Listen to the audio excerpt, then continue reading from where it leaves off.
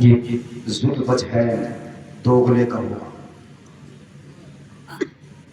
کس کا ہوگا؟ دو منہ کا، دو منہ کا، دو منہ. امام صاحب سے امام صاحب کی لگا دیں، ان کی امام صاحب کی لگا دیں، اور ان سے امام صاحب کی لگا دیں. بھائی بھائی کو لڑا دیا. ان کے سامنے آیا تو ان کو چھوڑ تھا. جا ہاؤلائی بے وجہ وہاؤلائی بے وجہ. ان کے پاس آیا تو چہرہ الگ تھا اور ان کے پاس آیا تو چہرہ. اس بھائی کو اس سے لڑا دیا، اس کو اس سے لڑا دیا، جھگڑا کرا دیا، اختلاف کرا دیا. آقا فرماتے یہ ہاتھ خوب خوش ہوگا لڑا کے، دل خوش ہوگا، نفس راضی ہوگا، اسے ابھارے گا، بڑا مزہ آئے گا. بھائی لڑ گئے، باپ بیٹے لڑ گئے، بستی والے لڑ گئے، پڑوسی لڑ گئے، ماں بیٹا لڑ گئے، بیٹیوں کی منگنیاں مروا دی، بڑا خوش ہوتا ہے. مگر آقا فرماتے ہیں تجدون شر الناس، کل قیامت کے دن سب سے برا حال اگر کسی کا ہوگا تو اسی لڑانے والے کا سب سے برا. سبحان اللہ. نعرہ تکبیر، نعرہ رسالت.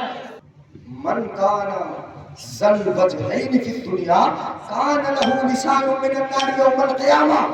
جو دنیا میں دو رخا ہوگا کل قیامت کے دن اس کی زبان آگ کی بنا دی جائے گی. اللہ اکبر. کائے کی بنائی جائے گی بولے؟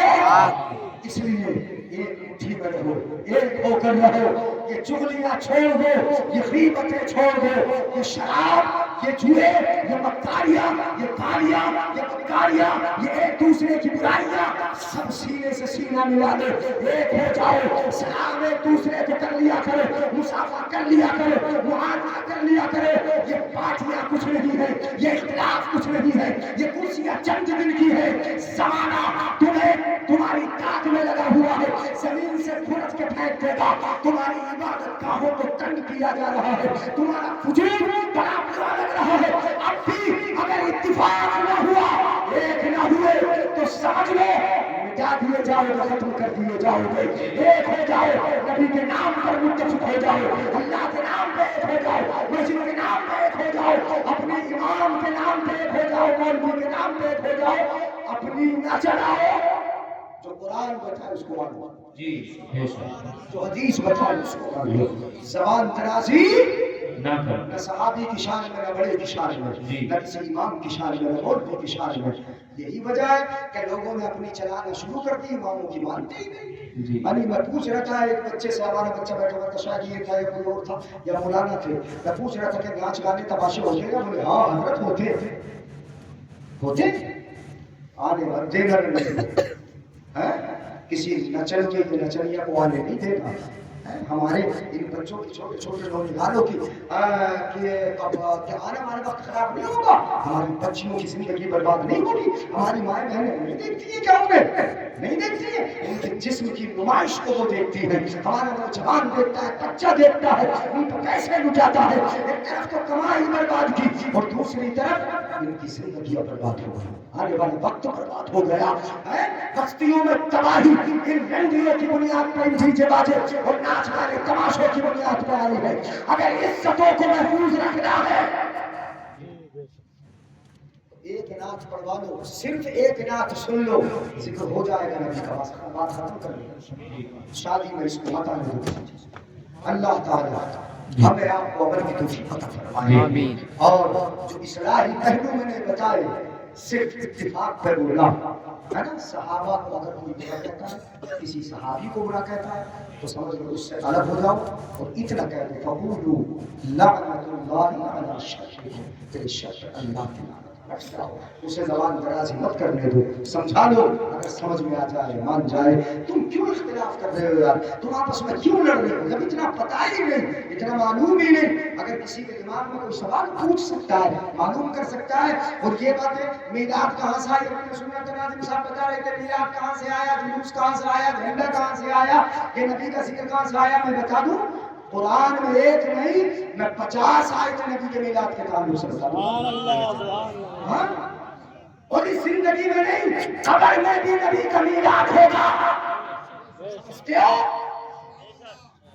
وہاں ہے قد جاء ھذا الذی جاءنا بالبینات، حدیث پاک میں آیا جب پوچھا جائے گا یہ کون ہے، نبی تیسرا سوال جو ہوگا ان کے بارے میں کیا کہتے تھے، تو وہ قبر میں نبی کا غلام کہے گا ارے یہ وہی تو ہے جو ہمارے پاس قرآن لے کے آئے تھے، سبحان اللہ، ہے دلیل لے کے آئے تھے، اور آنے کو بتا دینا یہی تو میلاد ہے، آنے کا ذکر کر دینا یہی میلاد ہے، تو تم میلاد تلاش کرتے ہو، اگر پڑھنا ہے تمہیں دیکھنا ہے، میں نے تو موضوع الگ اختیار کر لیا، ورنہ سنو اعلیٰ حضرت فرماتے ہیں یہ نہیں حشر تک،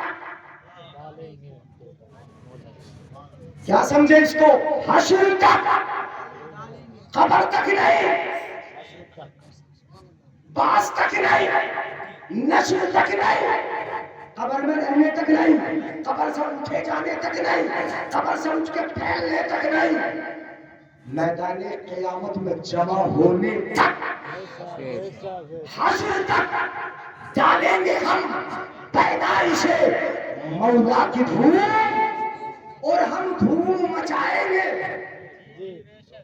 روشنی کر کے مچا لیں گے، جھنڈا لگا کے مچا لیں گے، غریبوں کو کھلا کے مچا لیں گے، جلسہ کر کے مچا لیں گے، جلوس میں شریک ہو کے مچا لیں گے، ہم دھوم مچائیں گے، نجدیوں کے دل پر ویسے یاری چلے گی، سبحان اللہ، نہیں بولو گے، سبحان اللہ،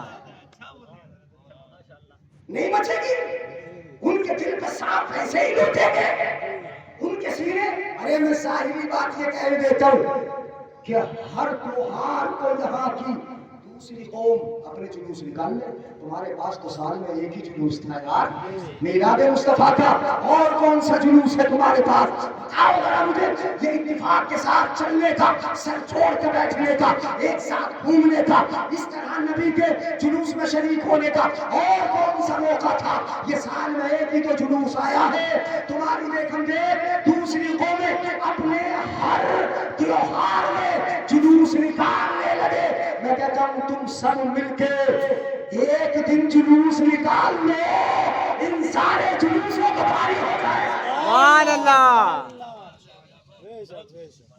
حشر تک ڈالیں گے ہم پیدائش مولا کی دھوم مثل فارس، جب نبی پیدا ہوئے تھے تو فارس کے قلعے میں زلزلہ آ گیا تھا، دیواریں ہل گئی تھی، کھمبے گر گئے تھے، مثل فارس، نجد کے کن کے ادھر ادھر کی مت کرنا، ادھر ادھر کی نہیں، دونوں طرف کی مت کرنا،